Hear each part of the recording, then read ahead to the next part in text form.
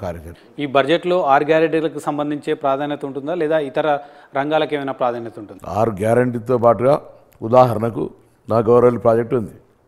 నా గౌరవల్లి ప్రాజెక్టుకు సంబంధించి బండ్ నిర్మాణం అయింది. అది కూడా మేము 78% మేము ఉన్నప్పుడు అయింది. మొన్న మిగతా జరిగింది. దాని డిస్ట్రిబ్యూటర్ సిస్టమ్ లేదు.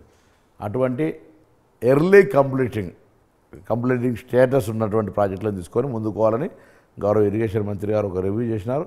అటువంటి విషయాల లోపల కూడా ప్రాధాన్యత ఇవ్వడం జరుగుతుంది. ఎడ్యుకేషన్, వెల్ఫేర్, ఇవాళ మేము విదేశీ విద్య ఉన్నది సంఖ్య పెంచాలనుకుంటా ఉన్నాం. లేదా గురుకులాలున్నాయి, దానికి సంబంధించిన రిక్రూట్మెంట్ కావచ్చు, సొంత భవనాలు లేవు, లేదా ఇతరత్ర హాస్టల్స్ వస్తున్నాయి, బెస్ట్ ఛార్జీలు ఉన్నాయి. మెస్ ఛార్జీలు అందరూ కూడా గ్రీన్ ఛానల్ పేమెంట్ జరగాలని కోరుకుంటున్నాం. ఎందుకంటే రెండేళ్ళు బిల్లు ఇవ్వకపోతే క్వాలిటీ లేని ఫుడ్ వస్తుంది అని మనం ఇన్స్టిట్యూట్ చేయలేకపోతున్నాం. ఇట్లా క్వాలిటీ లేక చేయబోతున్నాం, మీరు పైసలు ఇస్తలేరు అంటుండ్రు.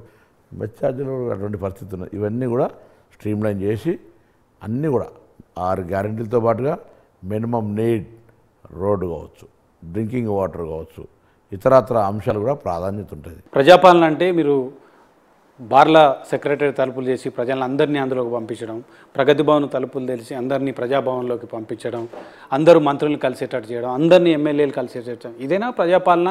లేకపోతే ఏదైనా కన్స్ట్రక్టివ్గా పాలన జరగాలి, మంత్రులు పని చేసుకోవాలి, ఆఫీసర్లు పని చేసుకోవాలి, లేదా ఎమ్మెల్యేలు పని చేసుకోవాలి, దీన్నే ప్రజాపాలనగా మీరు అభివర్ణిస్తారు? ఏ పని ఆగింది? మీరు ఇప్పుడు ప్రజలు వాళ్ళు రావడాన్ని జీర్ణించుకోలేకపోవడం.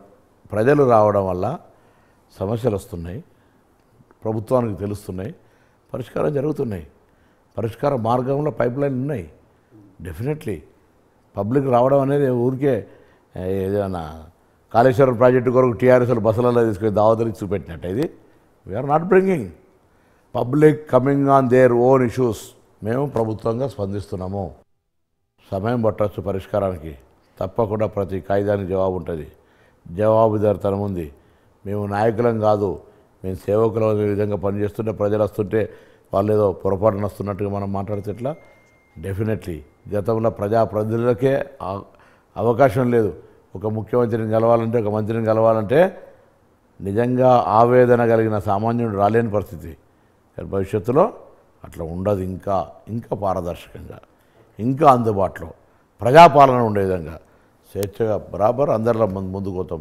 థ్యాంక్ యూ ప్రభాకర్ గారు, థ్యాంక్ యూ సో మచ్.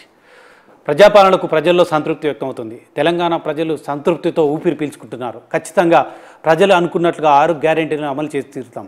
6 గ్యారెంటీలతో పాటు ప్రజలకు ఏం కావాలి, రాష్ట్ర ప్రగతికి ఎటువంటి బాటలు వేయాలన్న అంశంపైన కాంగ్రెస్ ప్రభుత్వానికి వ్యూహం ఉంది. అదేవిధంగా అభివృద్ధి చేయడానికి శాయశక్తులకు కృషి చేస్తామని పున్నం ప్రభాకర్ గారు